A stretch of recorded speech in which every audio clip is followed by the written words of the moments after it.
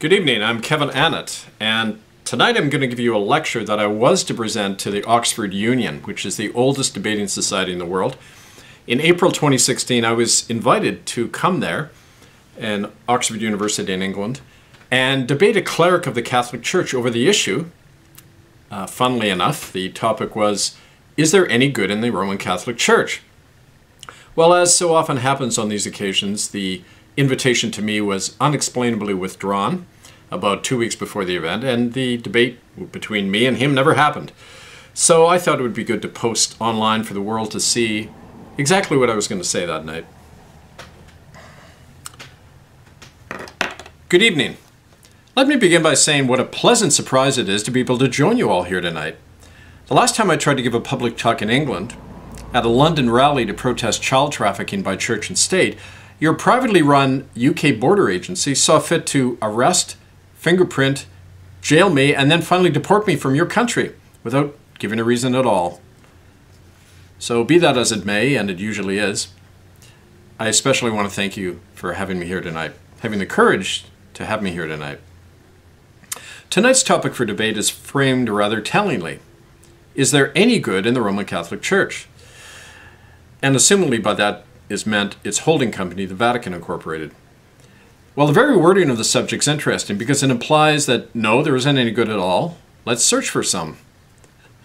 Of course, trying to locate integrity in a corporation is like looking for love in a brothel. So perhaps the question of tonight's debate's already been answered. My job's done, we can all go home.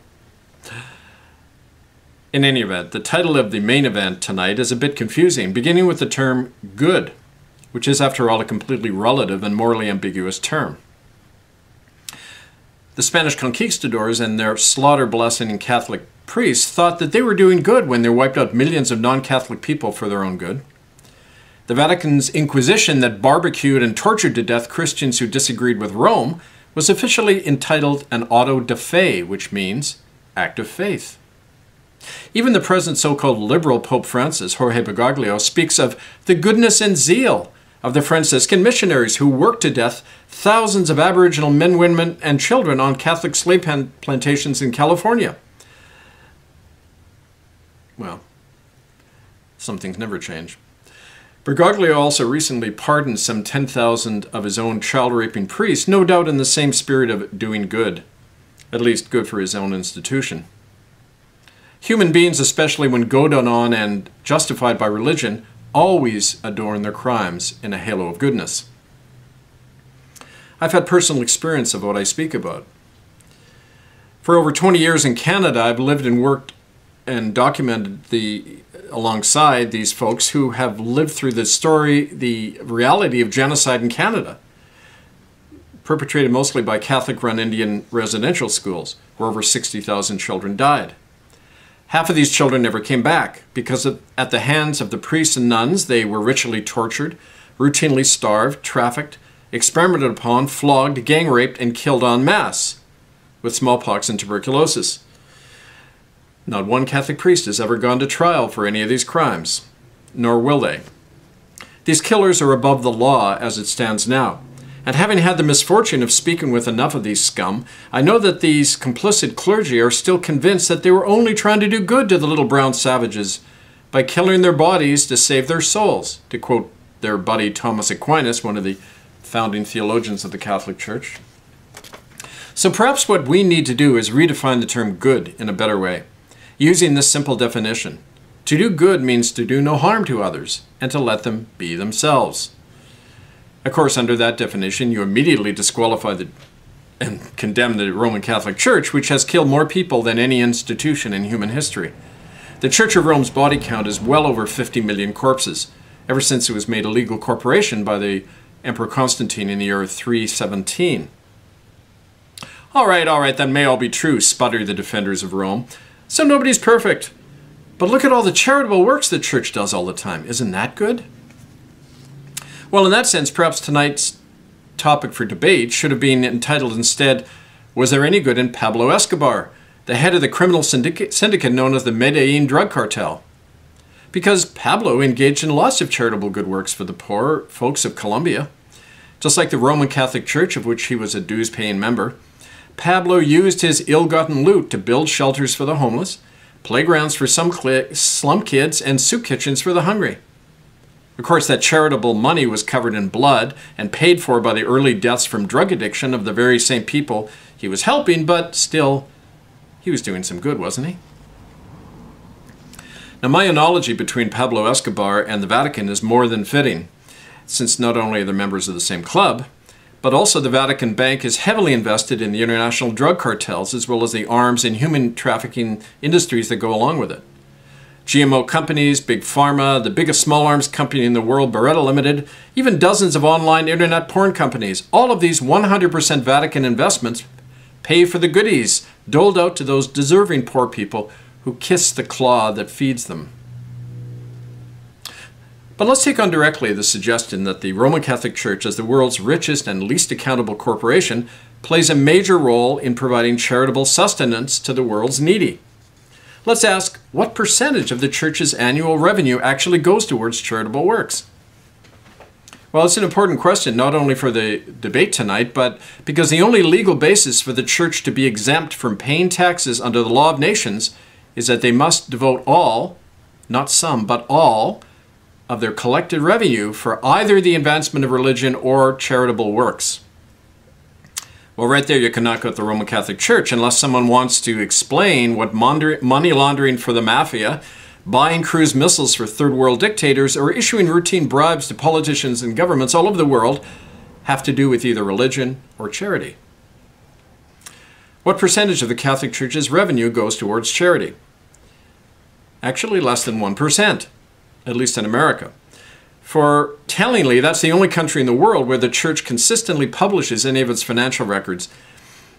After all, the Vatican is a closed, self-governing, totally unaccountable body, like any secret criminal society. But that inconvenient, lingering notion of a separation of church and state found in the American Constitution requires that even the Catholic Church has to create an appearance of transparency. And so according to the U.S. government, in the year 2013, the Roman Catholic Church in America had a net revenue of $13.4 billion. And that's just in one country, where only about 15% of the world's Catholics live. By projection, the annual income of the Vatican must be in the hundreds of billions of dollars, not just from all those collection plates from those saps, but also from its massive global investment portfolio and its secret financial concordat agreements with over 100 governments that channel a regular percentage of your tax money into the Vatican Bank and all of its criminal behavior. But coming back to America, the one country where a light is shone on the murky underworld of Vatican finances, according to the same self-audit of the Catholic Church, of the $13.4 billion raked in during 2013, only 1.1% of it went to charity. But since half of that amount came from government grants to Catholic aid societies, in reality, a whopping 0.6% of the income went from the bank accounts into charities. But since those charities are mostly owned and operated by the Church itself, it just means that one hand of the octopus is feeding the other. Quite brilliant, don't you think? 1/2 of 1%, friends. The truth is that the Roman Catholic Church is not a force for charitable works. Just look at the books. It's in fact a huge criminal racket, a money-sucking corporation that kept afloat by every taxpayer in the world. Okay, so let's turn to the other basis for the Church not paying a dime of taxes, the advancement of religion. What percentage of its time and money goes towards advancing its particular, and I might say extremely violent, religious creed? Less than 10%. That's the time each week a priest spends conducting prayers, masses, or catechism classes, according to the Church itself, according to a statement from the Vatican's Governing College of Cardinals, who in 2014 issued an internal report concerning the training and ordination of its priests. The main job of the clergy, according to the cardinals, is the material and social upkeep of the Church, guarding the building, the safeguard of its traditions and operations, and the expansion of its income and membership. Like in any big corporation. Somebody, somewhere, tell me where God, let alone Jesus Christ, enters into that whole mess. Okay, strike two. In case you didn't know, that's a baseball term. I don't play cricket. The third and final strike against the Roman Catholic Church And you got to watch out for that term, because the word Catholic means universal, which it is not. The final strike against the Catholic Church lies in its real and not imagined nature. Once its enormous pretense and lie is pulled back and we see it for what it is, historically and today. But to do so and to pierce the mental fog surrounding the Vatican Incorporated, we have to realize that the papacy is not a Christian church at all. On the contrary, it is in every respect a cult of emperor worship derived from late 3rd century Rome, not from the historic Jesus, not even from the early Christian church. This fact is crucial if we're to deal with the mental confusion of many people, atheists included, who ponder helplessly, but how can a body that preaches about the love of Jesus cause mass murder, genocide, and institutionalized child rape? Of course, the simple answer to that is that it's always the worst child rapist in town who has the most sterling reputation. The latter is needed as a cloak by any crook. The bigger the felony, the sweeter the coating. Talk, my friends, is easy, especially from a pulpit. But let's not forget what Jesus himself warned, quote, "Many false prophets will come in my name and say, I am the Christ. But do not be fooled. By their works you shall know them." Bingo. By their works you shall know them. Well, we can see the works of the papacy all too well. Conquest, brutality, just wars, genocide, inquisition, and the crushing of the human spirit. And it all began when the Roman emperors Aurelian and Constantine created the Roman Catholic Church on the murdered bones of the early Christian church. The church was an extension and continuation of that other big killing machine called the Roman Empire. Proof of this, you don't have to look any further than the Pope's official title, which is Pontifex Maximus, which in Latin means the Great Bridge, between guess where? Heaven and earth. That was the Latin title of the emperors of Rome, starting with Aurelian in the year 275, who also assumed the title Deus et Dominus, means God and Master. One man who's become God. Well, first that was the emperor, but now today to a Catholic, it's the Pope. Christ is no longer the link to God, but a man is, elected and elevated blasphemously over humanity, even over God, by other old men in funny hats. Well, not surprisingly, every newly elected Pope is also given the title Vicari Christi, which is even more blatant. In Latin, it means the replacement of Christ, the one who replaces Christ. In black and white, it's right there. Catholicism, papism, is the replacement of Christianity, an empire of conquest and wealth relying on the means of the world and not the way of Christ. Just look at the body count. And listen to these admissions of guilt right from the horse's mouth, or I should say ass. Statements from various popes down the centuries that have never been contradicted or repudiated by any of their successors. Pope Boniface in 1302. "We declare it is necessary for every human creature to be subject to the Roman pontiff." Pope Leo in 1520. "The Pope is Christ himself on earth." Pope Pius in 1929. "Fascism is simply the doctrines of our faith made the law and government." Pope John in 1962. "No man may enter into Christ unless he be led there by the sovereign pontiff." Pope John Paul II in 1996. "Have no fear when men call me Christ on earth, for I am he." Pope Benedict in 2008. "You need not go to Christ for salvation. Come to me." Pope Francis in 2016. "Christ made himself sin, made himself the devil." That's new. "For our salvation. Only the church and its magisterium can claim holy infallibility."